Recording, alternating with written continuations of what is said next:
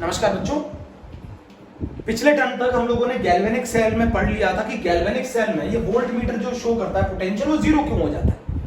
धीरे धीरे gradually decrease होता है बेटा, ग्रेजुअली डिक्रीज होता है, एकदम जीरो नहीं हो जाता, धीरे धीरे डिक्रीज होकर जीरो हो जाता है। होता क्या है देखो, आप समझो मेरी बात।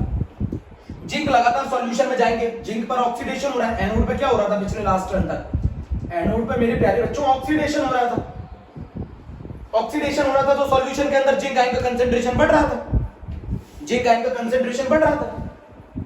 कॉपर पर इस कैथोड पर रिडक्शन हो रहा था, इधर क्या हो रहा था? रिडक्शन हो रहा था। क्या बनेगी इक्वेशन जरा बता दूं, यहां लिख दूं क्या बच्चों? Cu+2 electron changes into Cu। आस्था सुन रही है बेटिया? Cu+2 electron changes into Cu। यहां पर क्या हो रहा था? Oxidation, zinc changes into Zn+2 electron. सारी चीजें समझ में आएंगी आपकी, एक एक चीज।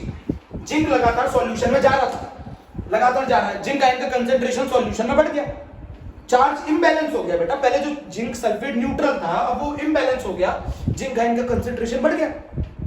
जिंक आयन का कंसंट्रेशन अगर बढ़ेगा तो Zn+2 जब ज्यादा होगा तो वो इन इलेक्ट्रॉन नेगेटिवली चार्ज होने वाले इलेक्ट्रॉन को अट्रैक्ट करेगा, वो इन इलेक्ट्रॉन को अट्रैक्ट करेगा। दोबारा से जिंक क्या करने लगेगा? इन इलेक्ट्रॉन को खा के जिंक के फॉर्म में डिपॉजिट होने लगेगा, मतलब इक्विलिब्रियम एस्टैब्लिश हो गया। जिंक ने लगातार Zn+2 में गया, Zn+2 के अंदर सॉल्यूशन के अंदर जिंक आयन का कंसंट्रेशन बढ़ गया, चार्ज इंबैलेंस हो गया। ये जिंक क्या करेगा? इन इलेक्ट्रॉन को अट्रैक्ट करेगा।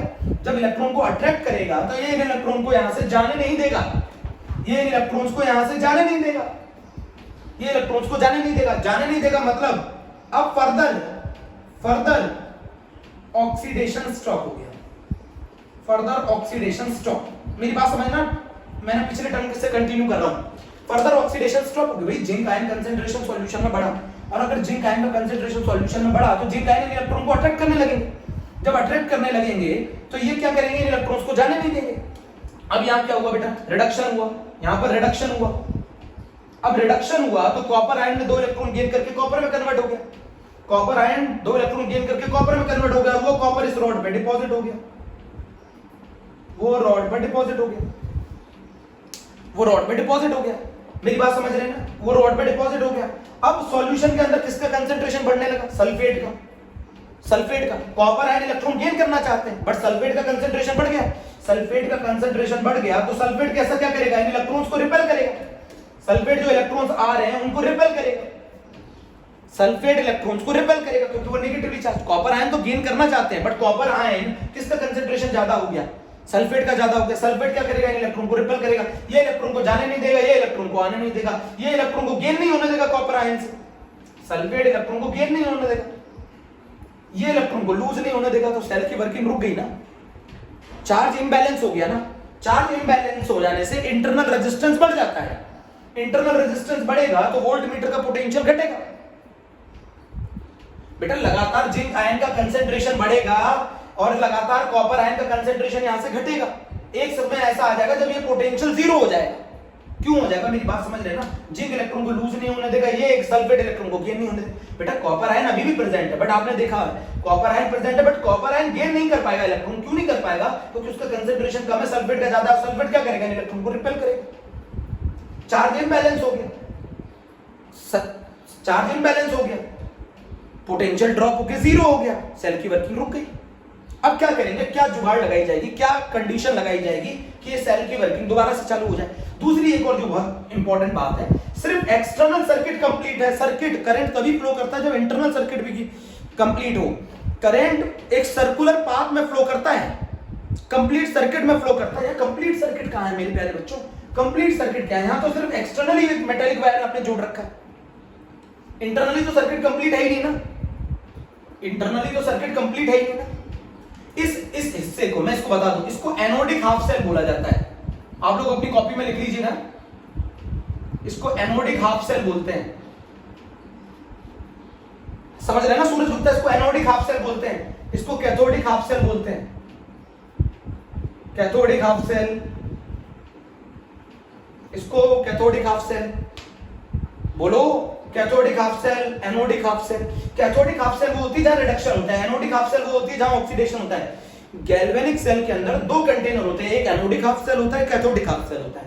एनोडिक हाफ सेल वो होता है जहां ऑक्सीडेशन होता है, कैथोडिक हाफ सेल वो होता है जहां रिडक्शन होता है। मैं फिर बता देना चाहता हूं, इस रॉड पे लगातार इलेक्ट्रॉन इकट्ठे हो जाने से ये रॉड नेगेटिवली चार्ज हो जाती है। आप ऐसे भी समझ सकते हैं, जहां से इलेक्ट्रॉन निकलते हैं वो नेगेटिवली चार्ज होता है और जहां रिसीव होते हैं वो पॉजिटिव चार्ज होता है। बहुत सारे बच्चे गड़बड़ कर देते हैं। गैल्वेनिक सेल के अंदर एनोड एक नेगेटिव टर्मिनल होता है और कैथोड एक पॉजिटिव टर्मिनल होता है। मेरे बच्चों ध्यान से सुन लो मेरी बात। इलेक्ट्रॉन्स का जो फ्लो होता है, इलेक्ट्रॉन्स का जो फ्लो होता है वो एनोड टू कैथोड होता है, एसी। इलेक्ट्रॉन का फ्लो एसी होता है और करंट का जो फ्लो होता है वो उल्टा होता है, सीए होता है। करंट का जो फ्लो होता है वो सीए होता है, इलेक्ट्रॉन का जो फ्लो होता है वो एसी करंट का फ्लो जो होता है वो सीए होता है। बड़ी आराम से, बहुत आसान से। जिंक लगातार सॉल्यूशन में गया, पहले चार्ज बैलेंस था, दोनों न्यूट्रल थे। जैसे जैसे जिंक आयन जाएंगे सर, जिंक आयन का कंसंट्रेशन सल्फेट से ज्यादा हो जाएगा, जिंक आयन इस रॉड के अराउंड इकट्ठे हो जाएंगे, ये इलेक्ट्रॉन को जाने नहीं देंगे। सल्फेट इसके अराउंड इकट्ठे हो जाएंगे, ये इलेक्ट्रॉन को आने नहीं देंगे। ये ऑक्सीडेशन नहीं होने देगा, ये रिडक्शन नहीं हो जाएगा, सेल की वर्किंग स्टॉप हो जाएगी, सेल की वर्किंग स्टॉप हो जाएगी। Anode is a negative terminal, oxidation मैं सब सिखा रहा हूं। जिंक रॉड, ये copper rod positive terminal, cathode reduction. यहां कॉपर आयन लगातार डिपॉजिट हो रहा है कॉपर की फॉर्म में, सल्फेट का कंसंट्रेशन बढ़ गया। दूसरा सर्किट कंप्लीट नहीं है। क्यों नहीं कंप्लीट है? एक्सटर्नली तो कंप्लीट है ना, एक्सटर्नली तो इलेक्ट्रॉन का फ्लो हो रहा है। अब यहां पर ये सॉल्यूशन है, सॉल्यूशन में बहुत सारे बच्चे पूछते सर यहां वायर क्यों नहीं जोड़ सकते? अरे बेवकूफ हूं, वायर इसलिए नहीं जोड़ सकते क्योंकि सॉलिड स्टेट में कंडक्टिविटी जो होती है वो इलेक्ट्रॉन्स के कारण होती है, सॉल्यूशन में जो कंडक्टिविटी होती है वो आयंस के कारण होती है। अगर हमें सर्किट में इंटरनली कंप्लीट करना तो हमें आयंस फ्लो कराने पड़ेंगे, इलेक्ट्रॉन फ्लो नहीं करा सकते। भैया इलेक्ट्रॉन कैसे फ्लो कर जाएगा? मेरी बात समझ रहे हैं? बहुत ध्यान से सुन लीजिए, फिर मैं समझा रहा हूं। पहले आप इतना लिख लीजिए, ये बात समझ में आ गई। अब ये सेल लगातार काम करती रहे, इसके लिए हमें क्या करना पड़ेगा? इसके लिए बहुत इंपॉर्टेंट फंक्शन आएगा, फंक्शन ऑफ सॉल्ट ब्रिज। बेटा इतना लिख लिया, चलिए जरा मैं यहां पे बता। अब मैंने आपको पिछले टर्म में एक चीज और बताई थी, आप ये नोट कर लेना, अब मैं इसको रफ कर रहा हूं।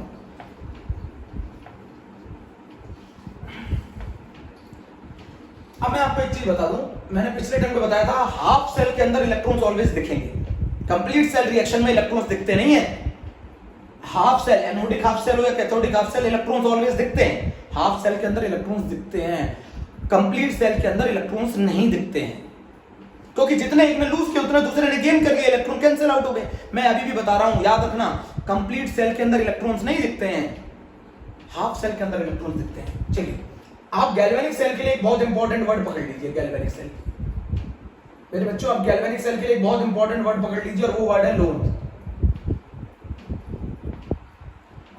गैल्वेनिक सेल में L का मतलब लेफ्ट है, O का मतलब वहां ऑक्सीडेशन है, A का मतलब वहां एनोड है और N का मतलब वो नेगेटिव टर्मिनल है। मेरी बात यहां तक समझिए, मेरी बात यहां तक समझिए। L का मतलब लेफ्ट है, O का मतलब ऑक्सीडेशन है, A का मतलब एनोड है और N का मतलब नेगेटिव टर्मिनल है। जो लेफ्ट में होगा वो ऑक्सीडेशन करेगा, वो एनोड होगा, वो नेगेटिव टर्मिनल होगा। जो लेफ्ट में होगा वो ऑक्सीडेशन करेगा, वो एनोड होगा, वो नेगेटिव टर्मिनल होगा। जो लेफ्ट में होगा वो ऑक्सीडेशन करेगा, वो एनोड होगा, नेगेटिव टर्मिनल होगा। मेरी बात एक और तरीके से समझ लो, जिंक लगातार आयन सॉल्यूशन में जाएंगे, सॉल्यूशन में इलेक्ट्रॉन दूर जाएगा, जिंक आयन लगातार सॉल्यूशन में जाएंगे, इलेक्ट्रॉन कहां रहेंगे? मेटल रॉड पर। मेटल रॉड पर इलेक्ट्रॉन इकट्ठे हो जाने से मेटल रॉड नेगेटिव चार्ज होगी, मेटल रॉड नेगेटिव चार्ज होगी, मेटल रॉड नेगेटिव चार्ज होगी। इसीलिए या फिर दूसरा तरीका, इलेक्ट्रॉन जहां से निकलते हैं वो नेगेटिवली चार्ज होता है, इलेक्ट्रॉन जहां रिसीव होते हैं वो पॉजिटिव चार्ज होता है। तो ये एनोड कैसा होगा? नेगेटिवली चार्ज, कैथोड कैसा होगा? पॉजिटिव चार्ज होगा। तो लेफ्ट में जो ऑक्सीडेशन है एनोड है, नेगेटिव टर्मिनल। चलिए मेरी बात यहां तक की हो गई। अब ये जो सेल की वर्किंग रुक गई है, इसको हम क्या चालू कैसे करें? इसके लिए एक बहुत इंपॉर्टेंट फंक्शन आएगा, वो आएगा सॉल्ट ब्रिज। ब्रिज का मतलब होता है दो चीजों को जोड़े, है ना, सॉल्ट ब्रिज। सॉल्ट ब्रिज बेटा ये इसका बहुत इंपॉर्टेंट फंक्शन है। मैं आपको बता दूं, ये बोर्ड में बहुत ज्यादा पूछा जाता है, आईआईटी एडवांस में भी पूछा गया है ये, सही है, 2014 आईआईटी एडवांस में पूछा गया। सॉल्ट ब्रिज का आपके बारे में बता दूं, सॉल्ट ब्रिज कुछ नहीं है, इन्वर्टेड यू ट्यूब है, मोबाइल वाला यूट्यूब नहीं, इन्वर्टेड यू ट्यूब, एक उल्टा यू ट्यूब है। इन्वर्टेड मतलब उल्टा, जिसके अंदर KCl, KNO3 इलेक्ट्रोलाइट, NH4NO3 इन अगार अगार सॉल्यूशन, इन अगार अगार सॉल्यूशन। मैं पहले बता रहा हूं ये होता क्या है। सॉल्ट ब्रिज एक इन्वर्टेड यू ट्यूब है जिसमें हम इलेक्ट्रोलाइट मिला देते हैं। आपको मैं बताऊंगा ऐसे वर्किंग होती है। इलेक्ट्रोलाइट को हम क्या करते हैं? अगार अगार के सॉल्यूशन में मिला देते हैं, फिर उसको एक ट्यूब में भर देते हैं, फिर उस ट्यूब को उल्टा कर देते हैं। मेरी बात समझे आप? हम क्या करते हैं, एक इलेक्ट्रोलाइट, एक सॉल्यूशन लेते हैं अगार अगार का, उसमें इलेक्ट्रोलाइट मिला देते हैं, उनको मिक्स कर देते हैं, फिर उसको ट्यूब में भर देते हैं, उस ट्यूब को उल्टा लगा देते हैं, इसको कहते हैं इन्वर्टेड यू ट्यूब। केसीएल को एक अगार अगार के सॉल्यूशन में मिक्स कर दिया, हीट करके मिक्स कर दिया, मिक्स करने के बाद उसको एक ट्यूब में भर दिया और उस ट्यूब को उल्टा लगा दिया, उसको कहते हैं inverted you tube. Electrolyte KCl KNO3 NH4 ONO3 in agar agar solution. बात सुन ली पूरी ध्यान से, इन अगार अगार सॉल्यूशन। ये अगार अगार का यूज क्या है? सेमी सॉलिड पेस्ट बनाने के काम आता है। Semi solid paste like gel type, semi solid paste बनाने के काम आता है जेल टाइप। मेरी बात समझ गए पूरी ध्यान से? बोलो बच्चों, ये रफ कर दूं एनोडिक हाफ से, कैथोडिक हाफ से, ठीक है? वोल्ट मीटर भी रफ कर देता हूं ताकि आपको वर्किंग समझ में आए, रिडक्शन की भी बात समझ में आए। बेटा बहुत डीप तक जाना पड़ेगा आपको, मैं फिर बता दूं। सॉल्ट ब्रिज क्या होता है? एक इन्वर्टेड यू ट्यूब होता है, KCl KNO3 NH4 NO3 इन अगार अगार सॉल्यूशन। अगार अगार की जगह जेलेटिन भी ले सकते हैं, अगार अगार एक ऑर्गेनिक सब्सटेंस है, जेलेटिन भी ले सकते हैं। सेमी सॉलिड पेस्ट बना देते हैं, जेल टाइप, जैसे टूथपेस्ट में होता है ना जेल, वो जेल टाइप सब्सटेंस बनाने के काम आता है। बोलो अब जरा क्या करते हैं, ये क्या करता है? ये सॉल्ट ब्रिज दोनों हाफ सेल को जोड़ता है। सॉल्ट ब्रिज दोनों हाफ सेल को जोड़ता है। यहां पर बेटा कॉटन लगी होती है, कॉटन प्लग होता है यहां पर कॉटन। इसके अंदर क्या भरा जाता है मैं आपको बता रहा हूं, बेसिकली बहुत ध्यान सुनना मेरी बात। इसके अंदर क्या भरा जाता है? अभी आपको बताया इलेक्ट्रोलाइट भरा जाता है, KCl KNO3 है ना, इन अगार अगार, है ना, मैं KCl लिख देता हूं, इन अगार अगार। ये सॉल्ट ब्रिज है। अब जरा मेरी बात समझना, सॉल्ट ब्रिज का क्या काम है? पहली बात ये क्लियर है, सॉल्ट ब्रिज जोड़ा जाता है। सॉल्ट ब्रिज में क्या है? KCl है, KNO3 है, इन अगार अगार सॉल्यूशन, सेमी सॉलिड पेस्ट है बेटा। ये पूरा बह के यहां ना आ जाए इसलिए हम यहां कॉटन प्लग लगा देते हैं, कॉटन प्लग लगाते हैं, ये पूरा यहां बह के ना आ जाए, ये पूरा यहां ना गिर जाए, इसलिए हम यहां पर कॉटन प्लग लगा देते हैं। अब आपको मैं बताता हूं, ये तो हो गया सॉल्ट ब्रिज। सॉल्ट ब्रिज क्या है? इन्वर्टेड यू ट्यूब है जिसमें KCl KNO3 NH4 NO3 and agar agar solution semi solid paste बनाने के काम, सेमी सॉलिड पेस्ट बनाने के काम। असली में बेसिकली इसका जो मेन फंक्शन है, it connect oxidation half cell and reduction half cell. ये ऑक्सीडेशन हाफ सेल और रिडक्शन हाफ सेल को ज्वाइन करता है। पहला काम लिख लीजिए, ये क्या करता है? ये कनेक्ट करता है ऑक्सीडेशन हाफ सेल को और रिडक्शन हाफ सेल को।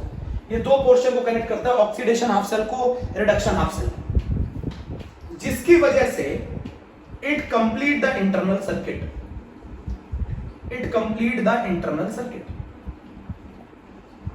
It complete the internal circuit, it complete the internal circuit. मेरी बात समझ लिया ना? ये दोनों हाफ सेल को कनेक्ट करता है, जिसकी वजह से एक्सटर्नली तो करंट ऐसे फ्लो करेगा, इंटरनली ऐसे। बोलो कंप्लीट हो गया ना सर्किट? ऐसे आप देख लो ना, ऐसे ऐसे सर्किट कंप्लीट हो गया। यहां तो किसका, यहां कौन डिफ्यूज होंगे? यहां तो आयंस डिफ्यूज होंगे, यहां तो जो कंडक्टिविटी होगी वो आयंस की वजह से होगी ना। वायर में जो कंडक्टिविटी होती है वो किसकी वजह से होती है? इलेक्ट्रॉन्स की वजह से। यहां पे जो कंडक्टिविटी होगी वो आयंस की वजह से होगी। It connect the oxidation half cell and reduction half cell, it complete the internal circuit. अब मैं आपको बताता हूं, मान लीजिए अगर ये जिंक आयन अगर ये जिंक आयन इस सॉल्ट ब्रिज में यहां से यहां मूव करें तो हमें बहुत ज्यादा टाइम लगेगा। यहां से यहां जिंक आयन को मूव करने में बहुत ज्यादा टाइम लगेगा, यहां से यहां सल्फेट आयन को मूव करने में बहुत ज्यादा टाइम लगेगा। इसके लिए आपको सेल को बहुत लंबे समय तक यूज करना पड़ेगा। ऐसा ना करके हम इसके अंदर जो इलेक्ट्रोलाइट भरा जाता है उसको मूव कराते हैं। अब जरा समझते कैसे, मेरी बात समझना। अब ये एक बहुत इंपॉर्टेंट बात है, जैसे it connect the oxidation half cell and reduction half cell, it complete the internal circuit. दूसरा इसका काम क्या है? ये चार्ज को it maintain the electrical neutrality. NCERT में ऐसा लिखा होता है, it maintain the electrical neutrality. अब समझाता हूं पहले, it maintain the electrical neutrality. Main function it maintain the electrical neutrality. अब कैसे? मान लीजिए यहाँ पे जिंक आयन ज्यादा हो गया, चार्ज इम्बैलेंस हो गया, यहाँ सल्फेट आयन ज्यादा हो गया, चार्ज इम्बैलेंस हो गया। इस चार्ज को क्या करना है? न्यूट्रलाइज करना है, जिसकी वजह से फर्दर ऑक्सीडेशन चलता रहे तो क्या करेगा, यहां से किसको भेजेगा, यहाँ जिंक आयन का कंसंट्रेशन ज्यादा हो गया तो इसको न्यूट्रलाइज करने के लिए यहाँ किसे भेजेगा, Cl- को भेजेगा, यहाँ किसको भेजेगा, K+ को भेजेगा। बट मेरी बात समझना, अगर ये K+ यहाँ थोड़ा मूव करेगा, यहाँ अगर K+ मूव करेगा तो पीछे वाले और जो K+ हैं वो भी थोड़ा थोड़ा मूव करेंगे। अगर ये K+ यहाँ मूव करेगा तो ये आयंस K+ के और भी थोड़ा थोड़ा मूव करेगा। अगर ये एक K+ एक कदम खिसकाएगा तो दूसरे K+ भी तो एक एक कदम खिसकेंगे। अगर ये क्लोराइड यहाँ खिसकेगा तो एक एक क्लोराइड यहाँ खिसकेगा, तो आयंस क्या करने लगे, मूवमेंट करने लगे। बेटा दूसरा काम ये तो समझो मेरी बात, यहाँ पर जिंक आयन का कंसंट्रेशन ज्यादा हो गया तो चार्ज इंबैलेंस हो गया, इस चार्ज को न्यूट्रलाइज करें जिससे फर्दर ऑक्सीडेशन हो पाए। यहाँ पे सल्फेट आयन का कंसंट्रेशन ज्यादा हो गया, जिसको न्यूट्रलाइज करें तो हमारा फर्दर रिडक्शन होना चालू हो जाए। तो यहाँ से क्या होता है, यहाँ से K+ आके यहाँ मूव करता है, यहाँ पर आके Cl- मूव करता है, यहाँ पर आके Cl- फर्दर जो एक्सेस में जिंक आयन है उसको न्यूट्रलाइज करेगा, यहाँ से जो K+ है वो इसको न्यूट्रलाइज करेगा।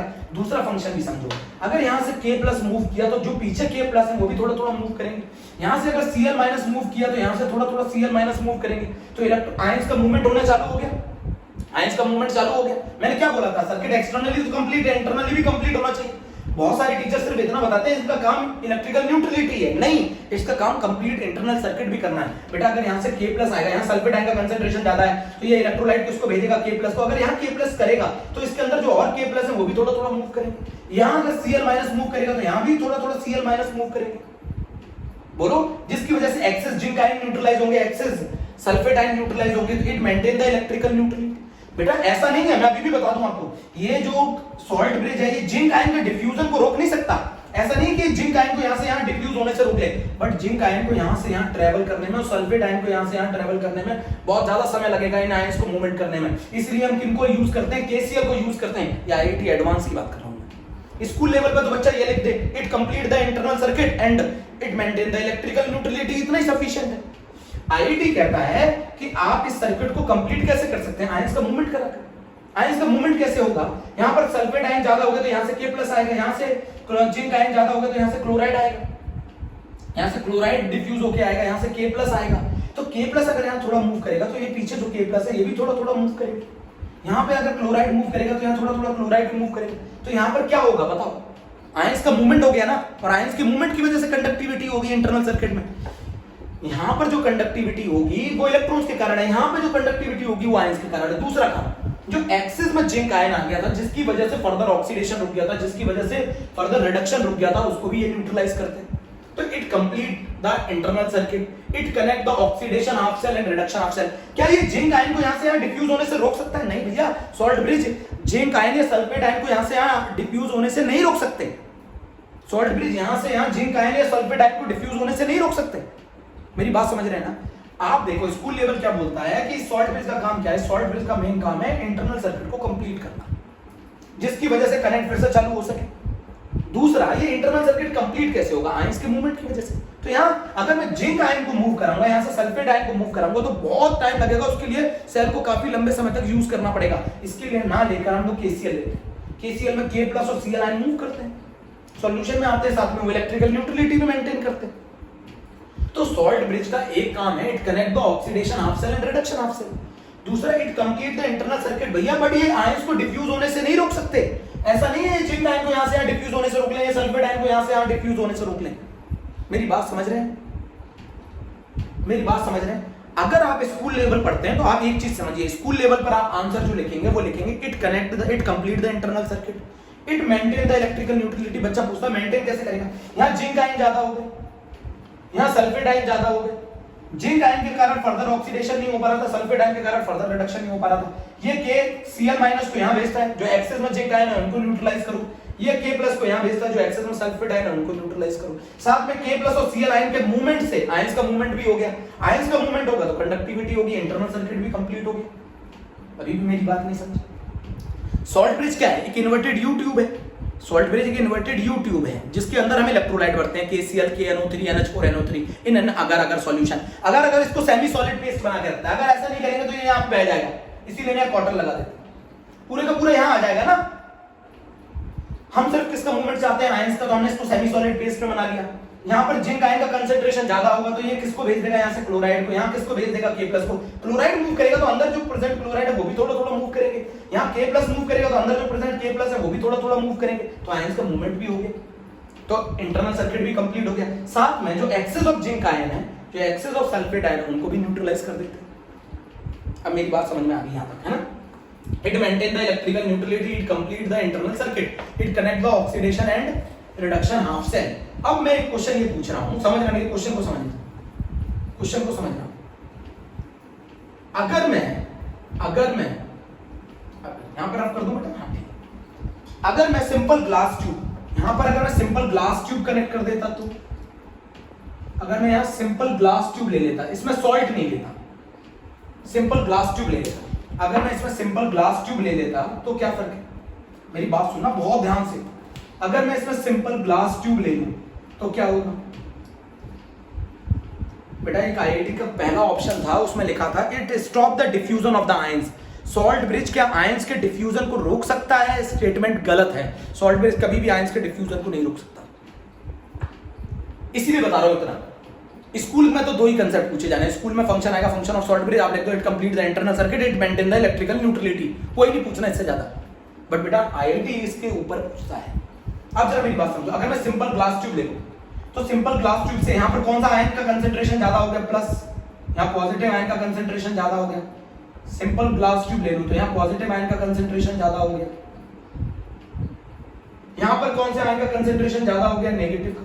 दूसरे कलर से बना देता हूं भाई, यहां पर पॉजिटिव आयन का कंसंट्रेशन ज्यादा हो गया तो पॉजिटिव चढ़ेगा, यहां पर नेगेटिव आयन का कंसंट्रेशन ज्यादा हो गया तो नेगेटिव राइज करेगा। बोलो, अगर ये नेगेटिव पॉजिटिव राइज कर गए और एक दूसरे से जिस पॉइंट पर ये मिलेंगे वहां पर एक पोटेंशियल डेवलप होगा, जिस पॉइंट पर चार्ज सेपरेशन की वजह से पोटेंशियल डेवलप होगा, इसको पोटेंशियल को बोलते हैं liquid liquid junction potential, liquid liquid junction potential. मेरी बात समझ रहे हो ना। अगर मैं सॉल्ट ब्रिज ले लेता हूं, अगर मैं सॉल्ट ब्रिज लेता हूं तो सॉल्ट ब्रिज इन दोनों सॉल्यूशन को मिक्स होने से रोकता है, it stop the mixing of the to solution. अगर मैं सॉल्ट ब्रिज नहीं लूंगा तो ये दोनों सॉल्यूशन इसमें आके मिक्स करेंगे, जिस पॉइंट पे मिक्स करेंगे उसको कहेंगे वहां पर पोटेंशियल जनरेट होगा, liquid liquid junction potential. Liquid liquid junction potential, liquid liquid junction potential मेरे सेल के ईएमएफ को, मेरे सेल के ईएमएफ को, सेल के ईएमएफ को liquid liquid junction potential, liquid liquid junction potential oppose करता है, अपोज करता है।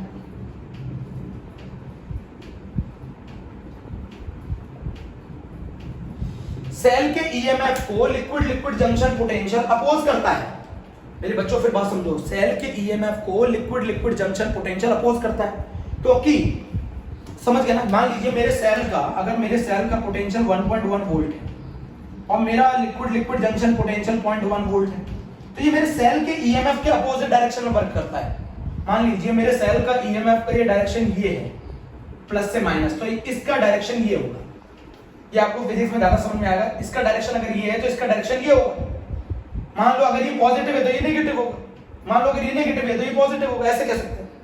अगर मेरे सेल का ईएमएफ, सेल का ईएमएफ 1.1 वोल्ट है, इशिका समझ में आ रहा है, इशिका समझ में आ रहा है, 0.1 वोल्ट, बोलो बच्चों, अनुष्का बोलो, यदुनंदनी समझ में आ रहा है बेटा, 1.1 वोल्ट है सेल ईएमएफ, 0.1 वोल्ट है। अनामिका बेटिया ये समझो, ये 1.1 वोल्ट है सेल का ईएमएफ, 0.1 वोल्ट किसका है, लिक्विड लिक्विड जंक्शन पोटेंशियल। अगर मैं इसमें सॉल्ट ब्रिज क्या करता है, सॉल्यूशन को मिक्स नहीं होने देता, बट आयंस को डिफ्यूज होने से नहीं रोक सकता बेटा। वो सॉल्यूशन को नहीं मिक्स होने देगा, बट आयंस को तो डिफ्यूज होने देगा ना। जिंक आयन यहां से यहां डिफ्यूज हो सकते हैं, सल्फेट आयन यहां से यहां डिफ्यूज हो सकते हैं, बट दोनों सॉल्यूशन नहीं मिक्स हो सकते। क्योंकि अगर सॉल्यूशन मिक्स हो गया तो बताओ मेरे सेल का ईएमएफ कितना हो गया, 1 वोल्ट हो गया। मेरे लिक्विड लिक्विड जंक्शन पोटेंशियल मेरे सेल के ईएमएफ को क्या करता है, अपोज करता है। कैसे अपोज करता है, उसके वो अपोजिट डायरेक्शन में वर्क करता है। ये उसकी अपोजिट डायरेक्शन में वर्क करता है। अगर मैं सिंपल ग्लास ट्यूब ले लूंगा तो मेरे दोनों सॉल्यूशन मिक्स हो जाएंगे। दोनों सॉल्यूशन जिस पॉइंट पर मिक्स होंगे, जिस पॉइंट पर कांटेक्ट में आएंगे, वहां एक पोटेंशियल जनरेट होगा जिसको लिक्विड लिक्विड जंक्शन पोटेंशियल कहते हैं, और ये मेरे सेल के ईएमएफ को क्या करेगा, अपोज करेगा। तो मुझे क्या करना होता है, मुझे अवॉइड करना होता है, avoid liquid liquid junction potential, इसलिए मैं सॉल्ट ब्रिज को यूज करता हूं। अवॉइड लिक्विड लिक्विड जंक्शन,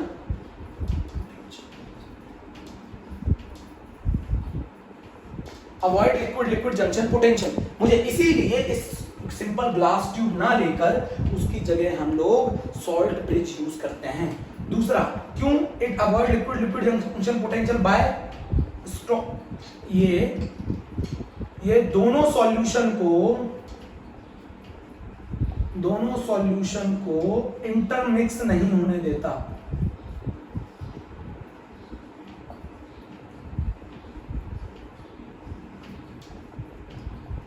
क्योंकि अगर ये इंटरमिक्स हो गए तो ये पोटेंशियल जनरेट कर लेंगे, लिक्विड लिक्विड जंक्शन पोटेंशियल, और वो क्या करेगा, हमारे सेल की ईएमएफ को अपोज करेगा, उसे खाएगा। अब मेरी बात समझो, ऐसे भी समझ सकते हैं, ये इलेक्ट्रोड इलेक्ट्रोड के बीच का पोटेंशियल, ये दो सॉल्यूशन के बीच का पोटेंशियल, और इलेक्ट्रोड इलेक्ट्रोड के बीच का पोटेंशियल और दो सॉल्यूशन के बीच का पोटेंशियल अपोजिट होते हैं। आप ऐसे भी समझ सकते हो। तो मुझे इन दोनों सॉल्यूशन को मिक्स होने से रोकना होता है, जिसके लिए मैं यूज करता हूं सॉल्ट ब्रिज। मेरे इन दोनों सॉल्यूशन को इंटरमिक्स नहीं होने देता। कौन नहीं होने देता इंटरमिक्स बच्चों? Salt bridge. तो जरा मेरा मेन फंक्शन बताओ। सॉल्ट ब्रिज जो होता है, it complete the internal circuit by, कैसे कंप्लीट कैसे कर देता है इंटरनल सर्किट? आयंस को फ्लो कराकर। It complete the internal circuit, it connect the oxidation half cell and reduction half cell. सुन लिया? दो, it maintain the electrical neutrality, and the fourth one is very very important, it decreases the liquid liquid junction potential, and it stop the intermixing of the two solution। क्योंकि अगर ये दो solution mix हो गए तो इनका potential generate होगा, वो पोटेंशियल हमारे सेल के ईएमएफ को खा जाएगा, सेल के पोटेंशियल को खा जाएगा, वो उसके अपोजिट डायरेक्शन में वर्क करता है। बच्चों जरा समझो अनन्या, समझो बेटा, बोलो गोपाल, जरा समझ में आ रहा है मेरी बात? मैं क्या कह रहा हूं? नितेश पांडे जी, समझ में आ रही है कि ये अवॉइड करता है लिक्विड लिक्विड जंक्शन पोटेंशियल को। ये दोनों सॉल्यूशन को मिक्स नहीं हो, क्योंकि अगर दो सॉल्यूशन मिक्स हो गए तो वो पोटेंशियल जनरेट करने के लिक्विड लिक्विड, इसीलिए यहां पर हम सॉल्ट ब्रिज यूज करते हैं। सॉल्ट ब्रिज यूज करने से यहां पर ये दोनों सॉल्यूशन एक दूसरे के कांटेक्ट में नहीं आते। बट ऐसा नहीं है कि आयंस डिफ्यूज होना बंद कर देंगे, आयंस डिफ्यूज होंगे पर ये दोनों सॉल्यूशन कांटेक्ट में नहीं आएंगे। Salt bridge never stop the diffusion of the ions. Salt bridge avoid the mixing of the two electrolytic solution. Salt bridge complete the internal circuit. Salt bridge maintain the electrical neutrality. बात समझ रहे? बोलो। यहां तक की पूरी कहानी होगी। अब जानते बच्चों, मेरी बात सुनना। बच्चों मेरी बात सुनना बहुत ध्यान से। सब सिखा रहा हूं आपको, चिंता नहीं है। अब मेरी बात सुनो यहां पे बहुत ध्यान से। Condition for the salt bridge, condition for the salt bridge. Salt bridge के अंदर कंडीशन क्या होनी चाहिए? फंक्शन लिख लिए सॉल्ट ब्रिज के। पहली बात तो सॉल्ट ब्रिज होता क्या? तीन क्वेश्चन अराइज हो गए। सॉल्ट ब्रिज होता क्या है? It is a inverted you tube जिसके अंदर इलेक्ट्रोलाइट होते हैं, KCl, KNO3, NH4, NO3 इन अगर सॉल्यूशन। एक तो ये कहानी होगी। दूसरा, what is the function of the salt bridge? Salt bridge complete the internal circuit, it connect the oxidation half cell and reduction half cell, it maintain the electrical neutrality, it decreases the liquid liquid junction potential, it avoid the intermixing of the two liquid solution. Condition for the salt bridge is very very important. Ionic mobility, मेरे IIT में आया था question, ionic mobility of cation anion should be same। Ionic mobility cation और anion की should be same होनी चाहिए। जितनी तेजी से कैटायन जाएगा, जितनी तेजी से क्लोराइड जाएगा एनोड की तरफ, उतनी तेजी से पोटेशियम जाना चाहिए कैथोड की तरफ। ऐसा नहीं कि आधे घंटे तक पोटेशियम पहुंच रहा है, क्लोराइड पहुंचा ही नहीं है। बेटा जब ये दोनों जगह बराबर स्पीड से जाएगा तो दोनों जगह बराबर न्यूट्रलाइज करेगा, दोनों जगह बहुत जल्दी से। बेटा सुन रहे ना मेरी बात? जितनी तेजी से क्लोराइड इधर आएगा, जितनी तेजी से K+ इधर जाएगा, उतनी तेजी से कंप्लीट न्यूट्रलाइज करेगा, उतनी तेजी से हमारी, उतना अच्छी तरीके से हमारी सेल काम कर पाएगी। बेटा अगर एक तरफ आ गया दूसरी तरफ नहीं पहुंच पाया तो हमारी सेल प्रॉपर वर्क नहीं कर पाएगी ना। Ionic mobility of cation and anion should be same. इसको ऐसे भी बोलते हैं the transport number of cation and anion should be same. अगर मैं इलेक्ट्रोलाइट ले लूं KCl तो आयनिक मोबिलिटी कैटायन की और एनायन की क्या होनी चाहिए, सेम होनी चाहिए, ये पहली शर्त है। और आयनिक मोबिलिटी तभी सेम हो सकती है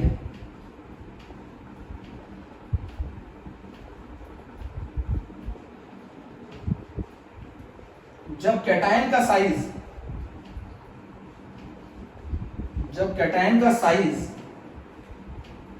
एनायन के साइज के कंपेरेबल हो,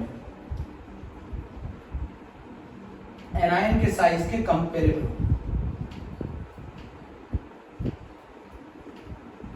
बट ये सब IIT में आ चुके question. Ionic mobility of cation and anion should be same. Ionic mobility of cation and anion should be same. K plus की आयनिक मोबिलिटी क्लोराइड के बराबर। जितना ट्रांसपोर्ट नंबर का मतलब होता है charge carrying capacity of an ion, कितना charge carry कर सकता है वो आयन। सुन रहे? Ionic mobility of cation and anion should be same and the transport number of cation and anion should be same. Transport number भी ionic mobility के बारे में इंफॉर्मेशन देता है। आयनिक मोबिलिटी तभी सेम हो सकती है जब कैटायन का साइज एनायन के साइज के कंपेरेबल है। एक तो ये कंडीशन चाहिए। दूसरा समझिए सॉल्ट जो होना चाहिए या फिर इलेक्ट्रोलाइट जो होना चाहिए वो इनर्ट होना चाहिए। इलेक्ट्रोलाइट इनर्ट होना चाहिए। शर्त ये भी है इलेक्ट्रोलाइट इनर्ट होना चाहिए। क्या मतलब है भाई? मान लो कहीं झगड़ा हो रहा है और मैंने आपको झगड़ा सुलझाने को भेजा, आपने उसमें खुद पार्टिसिपेशन करने लगे, तो यहां सॉल्ट ब्रिज का काम है इनकी इलेक्ट्रिकल न्यूट्रलिटी को मेंटेन कर देना, कंप्लीट कर देना, सर्किट को चालू कर देना। बट ये पार्टिसिपेट नहीं कर सकता। Electrolyte should be inert. जो समझ रहे हो ना, इलेक्ट्रोलाइट शुड बी इनर्ट। समझ रहे हो? Electrolyte should be inert. किसी भी इलेक्ट्रोड के साथ उसकी पार्टिसिपेशन नहीं होनी चाहिए बेटा। अगर उसकी पार्टिसिपेशन हो गई किसी भी इलेक्ट्रोलाइट के साथ तो वो आयन क्या कर लेगा? प्रेसिपिटेट बना देगा। तो आयंस को अलग कर देगा, सॉल्यूशन से हटा देगा। आयंस हटेंगे तो कंसंट्रेशन कम होगा, पोटेंशियल डिक्रीज होगा, सेल उतना अच्छा काम नहीं कर पाएगी। इलेक्ट्रोलाइट शुड बी इनर्ट बेटा। अगर इलेक्ट्रोलाइट इनर्ट नहीं हुआ तो वो उनके साथ प्रेसिपिटेट करेगा, आयंस को प्रेसिपिटेट करेगा, कंसंट्रेशन को कम करेगा, आयंस के कंसंट्रेशन को सॉल्यूशन में से कम करेगा, सेल का ईएमएफ अफेक्ट होगा। इलेक्ट्रोलाइट शुड बी इनर्ट मतलब आप KCl को यूज नहीं कर सकते। किस किस केस में? सिल्वर के इलेक्ट्रोड में Ag+ के, Hg2+2 के और Pb+2 के केस में अगर इनके इलेक्ट्रोड होंगे, इनके सॉल्यूशन होंगे तो आप KCl को यूज नहीं कर सकते। क्यों? सिल्वर के केस में AgCl प्रेसिपिटेट करा देगा, Hg के केस में Hg2Cl2 प्रेसिपिटेट करा देगा, Pb के केस में PbCl2 प्रेसिपिटेट करा देगा, आयंस को सॉल्यूशन में से अलग कर देगा, आयंस कम कर देगा, सॉल्यूशन में प्रेसिपिटेट होकर नीचे बैठ जाएंगे। सिल्वर आयंस मान लो अगर सिल्वर आयन का सॉल्यूशन है तो KCl आकर AgCl के फॉर्म में उन आयन को प्रेसिपिटेट कर देगा, सेल का ईएमएफ अफेक्ट होगा। इसीलिए हम इलेक्ट्रोलाइट शुड बी इनर्ट होना चाहिए। सॉल्ट जो यूज करते हो वो इलेक्ट्रोलाइट इनर्ट होना चाहिए, वो किसी के साथ भी पार्टिसिपेट नहीं करना चाहिए, किसी के साथ भी पार्टिसिपेट नहीं करना चाहिए। मेरे प्यारे बच्चों इस बात को समझ लो, इलेक्ट्रोलाइट शुड बी इनर्ट। बोलो मेरी बात ध्यान से सुनी। Condition for the salt bridge ionic mobility of cation and anion should be same. Ionic mobility तभी सेम हो सकती है जब कैटायन का साइज एनायन के साइज के कंपेरेबल हो। इलेक्ट्रोलाइट शुड बी इनर्ट होना चाहिए, वो किसी के साथ भी पार्टिसिपेशन मतलब KCl को आप यूज नहीं कर सकते। Ag+ Hg2+2 और Pb+2। बहुत सारे बच्चे पूछते हैं सर जब आप जिंक के सॉल्यूशन में, बहुत सारे बच्चे पूछते हैं जिंक के सॉल्यूशन में क्लोराइड आप यहां जब भेजते हैं तो ये भी तो आपस में रिएक्ट करके ZnCl2 बना लेता है। अरे प्यारे बच्चों ये हाईली सॉल्युबल सॉल्ट है, ये प्रेसिपिटेट नहीं करेगा, ये हाईली सॉल्युबल सॉल्ट है, ये दोबारा से टूट जाएगा Zn+2 और क्लोराइड में, हाईली सॉल्युबल सॉल्ट। ये हमारी पूरी वर्किंग हो गई बेटा, सॉल्ट ब्रिज की कहानी हो गई। सॉल्ट ब्रिज में मैं फिर बोल रहा हूं आयनिक मोबिलिटी कैटायन और एनायन की सेम होनी चाहिए, इलेक्ट्रोलाइट शुड बी इनर्ट होनी चाहिए, वो किसी भी इलेक्ट्रोड से पार्टिसिपेशन नहीं करना चाहिए।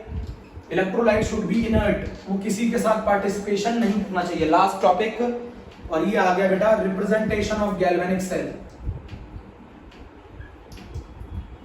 रिप्रेजेंटेशन ऑफ गैल्वेनिक सेल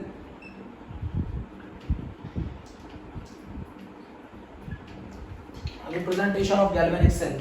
बेटा ये दो पैरेलल लाइंस होती हैं ना, ये सॉल्ट ब्रिज को बताती है।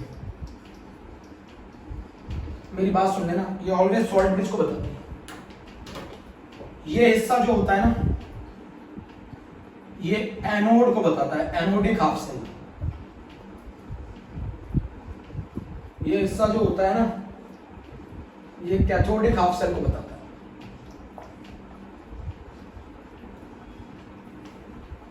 ये एनोडिक हाफ सेल को बताता है, कैथोडिक हाफ सेल को बताता है। आयंस में सुन लो फिर से, आयंस जो होते हैं वो ऑलवेज, आयंस जो होते हैं वो ऑलवेज सॉल्ट ब्रिज के बगल में होने चाहिए। आयंस जो होते हैं वो सॉल्ट ब्रिज के बगल में होने चाहिए। न्यूट्रल यहाँ होता है, ये न्यूट्रल होता है। आयंस ऑलवेज सॉल्ट ब्रिज के बगल में होने चाहिए, ये चीज आप लिख लेना। आयंस ऑलवेज सॉल्ट ब्रिज के बगल में होते हैं। ये वाली साइड ऑक्सीडेशन को बताती है, ये वाली साइड रिडक्शन को बताती है। अगर मैं ऐसे दे दूं आप नेट सेल रिएक्शन बना सकते हैं। चलिए समझते हैं। आयंस ऑलवेज सॉल्ट ब्रिज के बगल में होने चाहिए। आयंस सॉल्ट ब्रिज के बगल में होने चाहिए, नोट कर लेना इस बात। आयंस सॉल्ट ब्रिज के बगल में होने चाहिए। पहले इतना नोट कर लो फिर समझाना, इतना नोट कर लो फिर समझाना। जैसे मान लीजिए अभी हमने जो पढ़ा है वो डेनियल सेल पढ़ी है, अभी हमने जो पढ़ा है वो डेनियल सेल पढ़ी है, डेनियल। अभी हमने जो पढ़ा है वो डेनियल सेल पढ़ी है। अच्छा ये बताओ इसमें क्या किसका ऑक्सीडेशन होता है? Zinc changes into Zn+2। बोलो, बीच में salt bridge Cu+2 changes into C। Zn changes into Zn+2, बीच में salt bridge Cu+2 changes into C। अब जरा इक्वेशन बनाओ। एनोड बोलो, जिंक ने 2 इलेक्ट्रॉन लूज किए, Zn+2 में चेंज हुआ, +2 इलेक्ट्रॉन। कैथोड, एनोड कैसा टर्मिनल है? नेगेटिव है। कैथोड पॉजिटिव, क्या होगा? कॉपर+2 ने इन 2 इलेक्ट्रॉन को खाकर किसमें कन्वर्ट हुआ? Copper. Copper gain 2 electron changes into copper. Net cell reaction बना, इलेक्ट्रॉन कैंसिल होने होते हैं। रिडॉक्स में मैंने बोला था नेट सेल रिएक्शन में इलेक्ट्रॉन्स नहीं दिखते। कितनी बार बोलूंगा? Zn plus Cu+2 changes into Zn+2 plus Cu। बोलो, Zn+Cu+2 Zn+2 plus Cu। मेरे बच्चों बोलो जल्दी, Zn+Cu+2 Zn+2 plus Cu। Net cell reaction होगी। बताओ कितने इलेक्ट्रॉन ट्रांसफर हुए इस इक्वेशन में? 2 इलेक्ट्रॉन का ऑक्सीडेशन और रिडक्शन हुआ। पहला एग्जांपल लिख लो। एक और बताता हूं कि सीबीएसई में 3 टाइम्स आया है, सीबीएसई में 3 टाइम्स आया है, बहुत जल्दी कर लेंगे हम लोग। Al changes into Al+3। याद रखना, इलेक्ट्रोकेमिकल सीरीज में जो ज्यादा रिएक्टिव होता है वो ऑक्सीडेशन करता है, और जो कम रिएक्टिव होता है उसे रिडक्शन करना पड़ता है मजबूरी में। इलेक्ट्रोकेमिकल सीरीज में, रिएक्टिविटी सीरीज में जो ज्यादा ऊपर होता है उसको क्या करना पड़ता है? अभी सिखाऊंगा। उसको ऑक्सीडेशन करना पड़ता है, जो नीचे होता है उसको रिडक्शन करना पड़ता है। जो सीरीज में ऊपर होता है उसकी रिएक्टिविटी ज्यादा होती है। हाँ बोलो तो भैया, मेरे केवी2 वाले बच्चे बोले, अमीशा बोले, हेमा बोले, अनन्या बोले, जल्दी बोलो बेटा। युवराज बोलो, केशव बोलो, कुशाग्र, श्वेता, स्वाति, जल्दी बोलो बेटा। Al changes into Al+3, nickel changes into nickel. बना लोगे नेट सेल रिएक्शन? चलो करते हैं। एनोड की इक्वेशन सीबीएसई 3 टाइम्स। एल्यूमिनियम कितने इलेक्ट्रॉन का लूज किया? तब 3+ आया, 3 इलेक्ट्रॉन। एनोड पर नेगेटिव टर्मिनल, ऑक्सीडेशन लिख दूं सब, oxidation.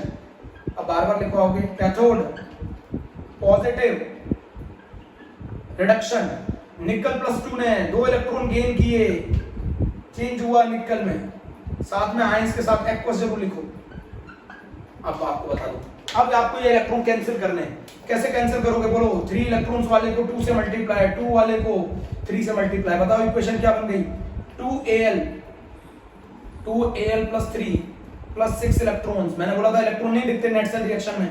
3Ni+2 plus 6 electron changes into 3Ni। Electron cancel, जितने इलेक्ट्रॉन कैंसिल होते हैं उतना होता है n, उतने इलेक्ट्रॉन ट्रांसफर हुए। बताओ नेट सेल रिएक्शन क्या बन गई? नेट सेल रिएक्शन बन गई 2Al plus 3Ni+2 changes into 2Al plus 3 plus 3Ni। Aqueous. बताओ नंबर ऑफ इलेक्ट्रॉन ट्रांसफर्ड 6। चलो बच्चों एक और बता दो, एक और केस बता दो।